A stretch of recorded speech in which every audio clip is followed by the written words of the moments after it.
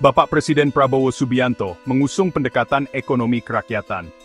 Visi beliau mengutamakan kedaulatan ekonomi para pelaku ekonomi kecil, terutama masyarakat pedesaan.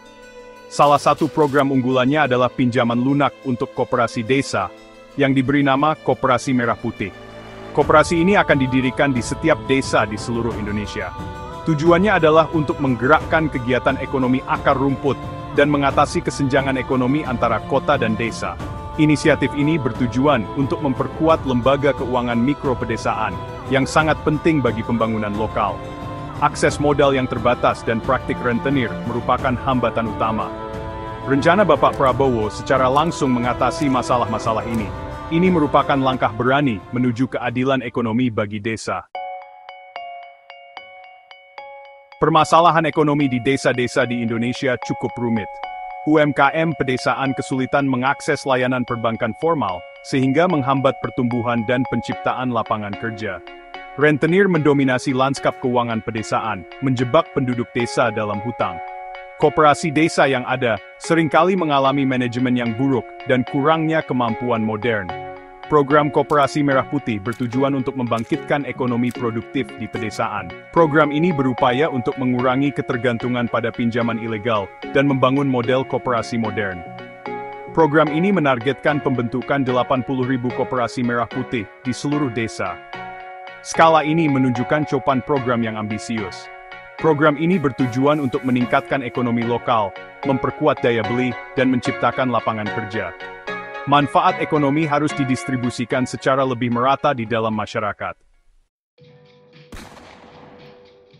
Koperasi Merah Putih dirancang dengan sistem manajemen yang transparan dan digital. Koperasi ini akan bertindak sebagai bank kecil bagi penduduk desa, menyediakan layanan keuangan yang mudah diakses, sumber pendanaan termasuk anggaran pemerintah pusat, dana CSR dari BUMN, dan kemitraan publik swasta. Langkah-langkah implementasi awal sedang dilakukan, dengan pengaturan hukum yang dipercepat. Di Sulawesi Selatan, pemerintah provinsi bekerja sama dengan Kementerian Hukum dan Hak Asasi Manusia. Kemajuan terlihat dengan sertifikat koperasi yang dikeluarkan dengan cepat. Kementerian siap memproses hingga 24.000 legalisasi per hari.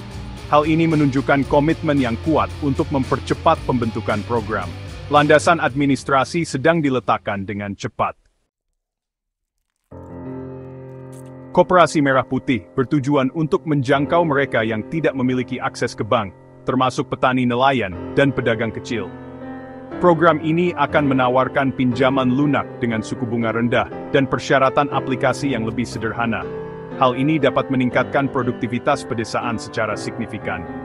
Model koperasi mempromosikan gotong royong, mendorong tanggung jawab bersama. Peningkatan lapangan kerja lokal merupakan hasil lain yang diharapkan. Dana bergulir dapat merangsang berbagai usaha lokal, menciptakan lapangan kerja di desa-desa.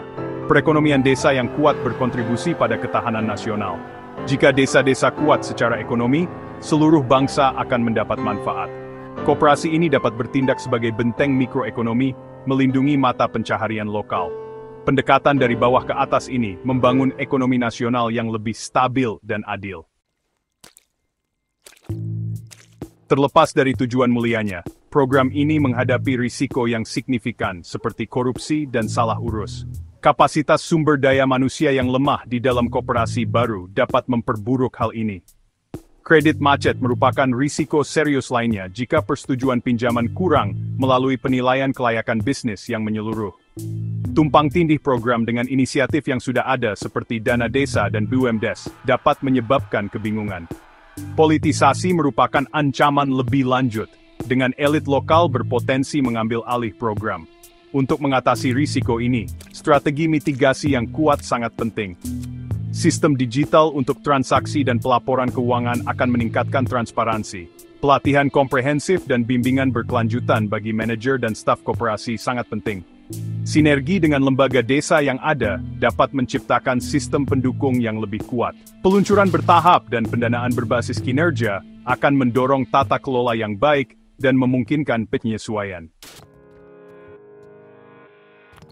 Pengalaman internasional menawarkan pelajaran berharga bagi inisiatif Koperasi Merah Putih Indonesia. Bank Grameen di Bangladesh dan Desjardins Group di Kanada menunjukkan kekuatan kepercayaan dan keterlibatan masyarakat.